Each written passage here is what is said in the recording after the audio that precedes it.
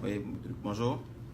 Ce matin, on est là pour vous présenter comment est-ce qu'on lit les valeurs de nos capteurs depuis un site internet qui est dédié. Donc, côté montage, comme on l'avait dit dans la vidéo précédente, on a eu besoin d'un DHT et d'une photorésistance et de deux résistances qui sont associées à ces équipements.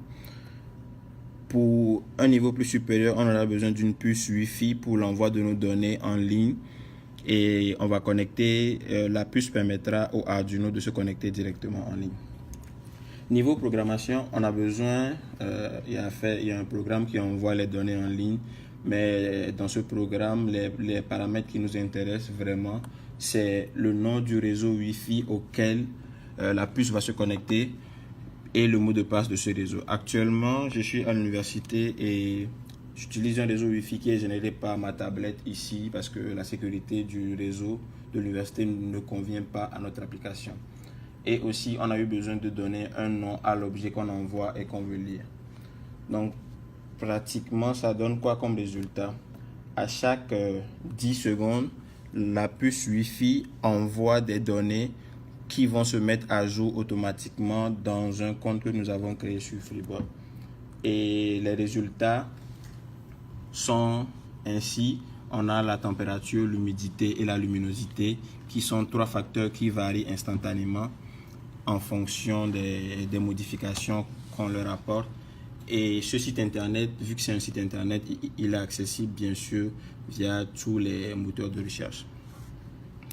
Pour démontrer maintenant comment est-ce que ça marche, on va essayer de faire une perturbation sur un élément de notre montage à la maison, puis on va voir la réponse de l'affichage sur le site internet. Je vais commencer en faisant varier la luminosité, c'est-à-dire actuellement ça montre que ça fait 82 comme luminosité dans la pièce, puis je vais cacher le capteur de lumière.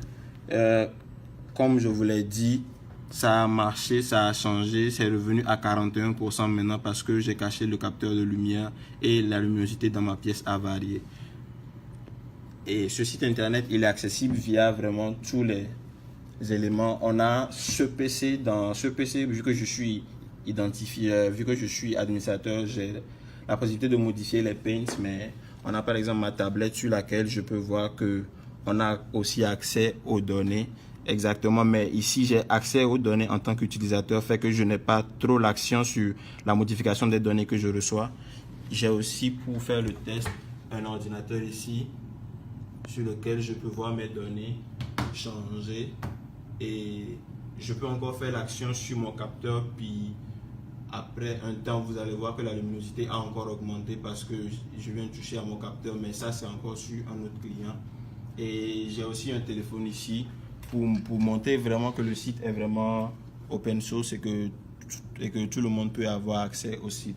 Fait que, en bref, c'est ça, le capteur peut être implémenté chez vous à la maison, puis depuis votre site internet, vous voyez combien il fait chez vous en temps réel. Parfait, merci beaucoup.